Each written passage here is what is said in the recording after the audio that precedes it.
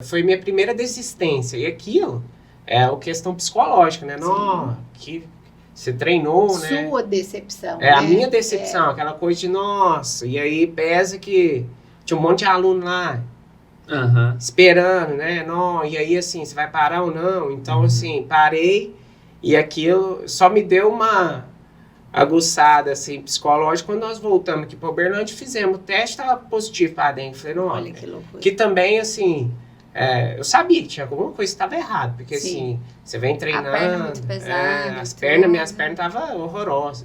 Então, assim, é vivência, né? Acho que a corrida já me proporcionou, sim.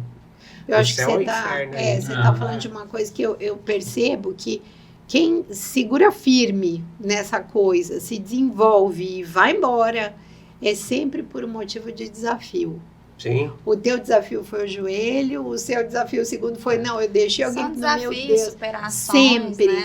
sempre. Eu, por exemplo, em momentos ruins, assim, eu falo que às vezes eu preciso sair para dar uma corrida e chorar. Sim, sim. Quando eu volto, eu já tô com a cabeça melhor para poder resolver meus problemas. É como uma Então, terapia, né? Uma sim, forma às de vezes autoterapia. Às vezes aquele né? dia é o dia que eu não tô preocupada se vou correr rápido ou não. Eu preciso sair para liberar uma adrenalina, liberar minhas emoções e tudo, e conseguir retornar e colocar a cabeça no lugar, né? É assim. A própria caminhada também, eu acho que tudo que você se encontrou ali, quando eu pedalava também, às vezes eu ia, às vezes não, muitas das vezes ia sozinho. Sim. Você tá ali pedalando, você tá florescendo ali as suas ideias, né? Pensando em alguma Isso é que coisa.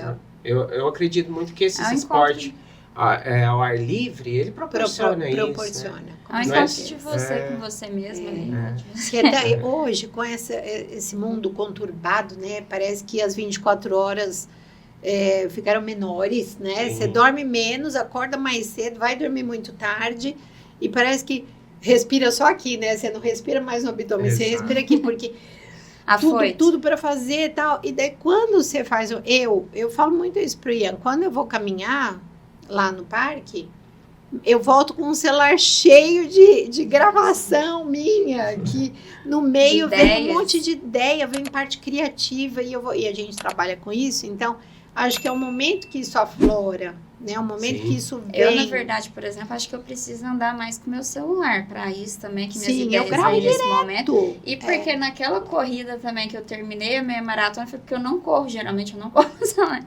E eu pensava assim, eu preciso chegar para eu encontrar o Dan, para eu conseguir voltar pro lugar que a gente estava, né, para casa e tudo.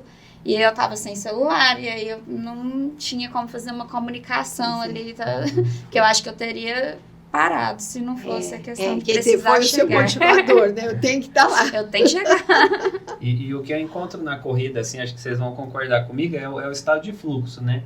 O estado de fluxo, você fica lá no momento presente, você esquece tudo, todas as questões que todos nós temos. Eu, particularmente, quando eu estou correndo, não penso em mais nada. Eu penso naquele momento.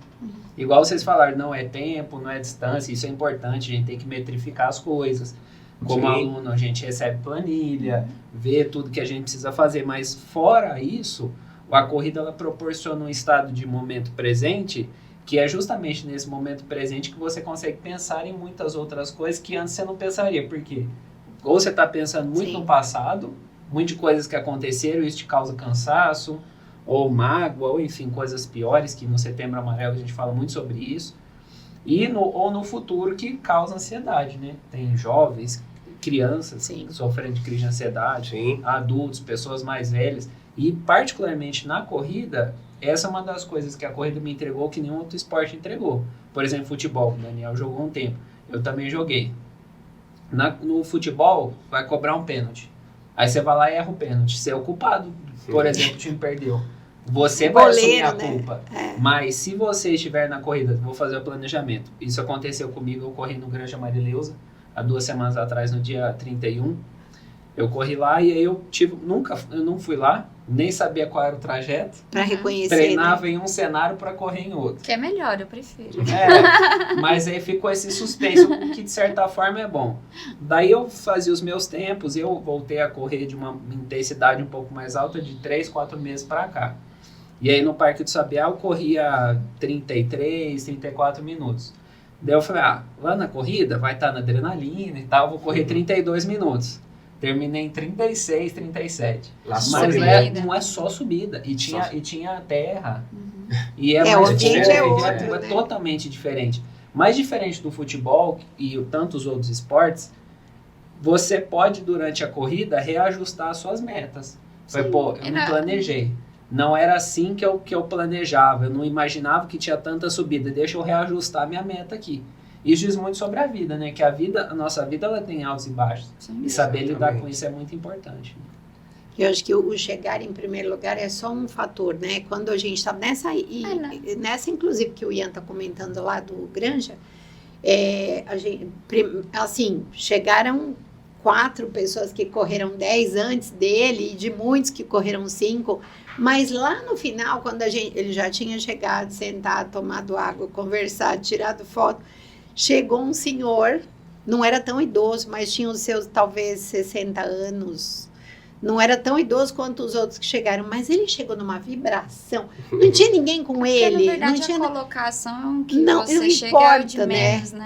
E ele chegou vibrando, assim, arrepiou de ver, sabe? Ele vibrou, ele passou, como se tivesse, assim, uma multidão torcendo por ele. Que fala, muito lindo isso. Eu corro devagar e você tá chateado com isso, não fique, porque a maioria das pessoas não faz nem o que você tá fazendo, né? Então, tipo... Mas isso é tão bacana, isso, né? Essa questão individual que...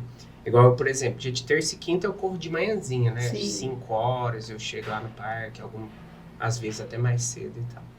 E aí, uma outra época eu saía da minha casa, que a gente tá a 2,5 km do parque, né? Que bom. E aí eu saía e não encontrava ninguém, né? E aí eu ia pro parque, aí eu ficava com aquele sentimento assim, nossa, você tá demais. Tá. E eu chegava no parque, aí eu chegava lá no parque, já tinha carro lá estacionado. Eu falava, gente, que isso? Aí o senhorzinho caminhando, alguns correndo, eu falava, caramba, esse já sai bem mais cedo que eu. Vou ter que chegar mais cedo.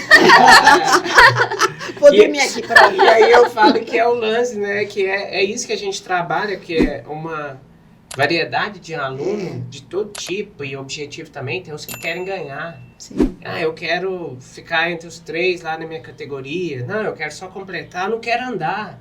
Não quero andar mais na subida. Então, assim, essa particularidade que eu acredito que é o que leva esse tanto de gente É verdade. Experimentando a corrida, uns outros ficando, aí ficar é outra história, outra... Mas, assim, o que leva essa individualidade em si da corrida, eu, assim, tem algumas corridas que eu corro, outras eu fico ali. Fala, Disruptivos! Curtiu o episódio de hoje?